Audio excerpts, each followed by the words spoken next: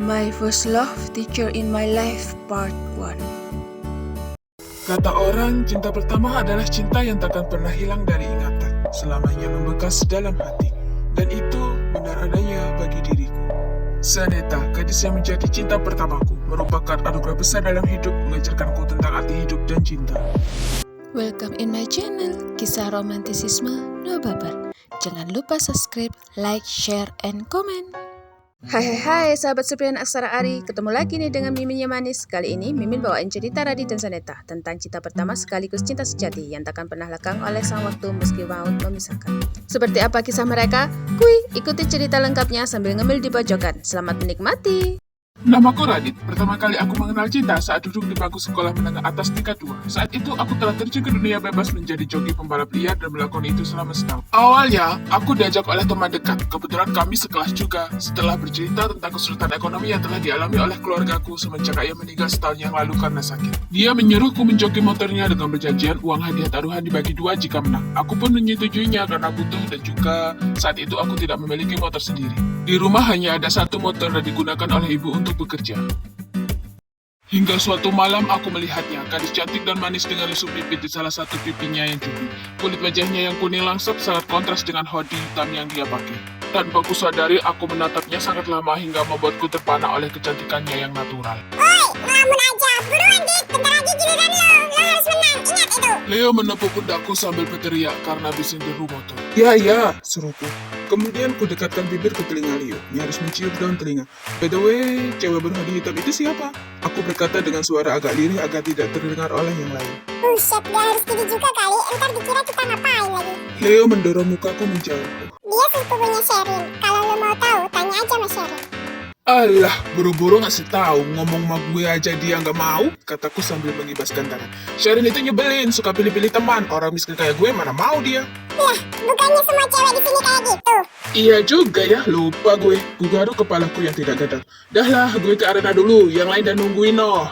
Aku segera memacu motor menuju arena balapan. Seperti malam-malam sebelumnya, malam itu pun aku yang memenangkan balapan liar. Gimana Leo? Udah dapat infonya? Aku langsung bertanya setelah Leo masuk kelas dan berjalan menuju meja tanpa menunggunya duduk di bangku sebelah. Udah dong, Leo gitu loh. Dia berlagak sok keren dengan menaikkan kerah baju seragamnya. Ya, malam itu setelah balapan usai, aku meminta tolong kepada Leo untuk mencari tahu tentang cewek itu. Aku yakin Leo pasti akan mendapatkannya karena dia berteman dekat dengan Sherin. Hal itu karena kan Leo anak orang kaya.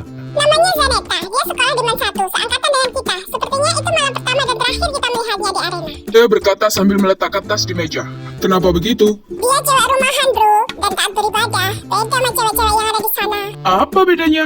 Buktinya malam itu dia ada di sana. Ucapku penuh penekanan karena hal itu bagiku sama saja. Akan tetapi entah kenapa aku tertarik padanya pada pandangan pertama. Selama ini aku menjaga jarak dengan makhluk yang bernama cewek karena aku tahu diri. Apalagi sama cewek-cewek yang suka berada di arena balapan. Mereka hanya suka bersenang-senang dan berfoya-foya saja. Hanya uang dan uang yang ada di pikiran mereka. Itu karena Sherin maksa dia buat menemaninya. Sherin bohong padanya. Dia ngomong pada Zaneta kalau dia mau tengok temannya yang sakit. Jelasnya kemudian.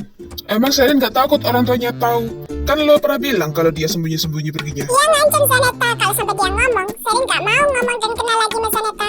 Berhasil? Berhasil lah. Dia gak mau kalau sampai kehilangan keluarga. Obrolan kami pun terhenti karena bel masuk berbunyi. Berbekal dengan semua informasi dari Leo, aku bertekad mendekati Zaneta, berharap bisa menjalin hubungan dengannya lebih dari sekedar teman. Dari awal, niatku ingin menjadikan Zaneta kekasih. Aku yakin dengan perasaanku bahwa hatiku telah jatuh cinta pada pandangan pertama. Setelah hampir 1 tahun aku berusaha dan berjuang dengan alat, serta berupaya meyakinkan dia, akhirnya Zaneta menerima cintaku tepat saat kami naik kelas 3. Dalam dunia bebas, sering aku melihat temanku berjumpa dengan kekasihnya dan sempat membuatku iri. Tetapi kusadar aku hanyalah orang yang tidak berguna. Kebutuhan sehari-hari saja masih pontang-panting. Pernah muncul dalam otak untuk mengajak kekasihku, tetapi itu mustahil. Ku ajak keluar jalan-jalan berdua saja, dia sering menolak dengan tegas. Selama menjalin hubungan, kami sering menghabiskan waktu berdua hanya di rumahnya saja.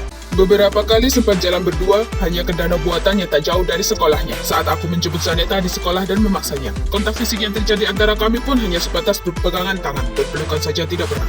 Bahkan, aku juga pernah memergoki teman-temanku bermesraan dan berhubungan selayaknya suami istri. Ketika itu, kami beramai-ramai menginap di villa salah satu teman balapan dalam rangka merayakan ulang tahunnya. Hal itu membuat nafsu birahiku meningkat. Gejolak perasaan itu kurendam hingga kembali ke rumah. Waktu itu ingin rasanya aku bertanya pada mereka, tetapi enggan karena takut mereka tidak terima atau tersinggung.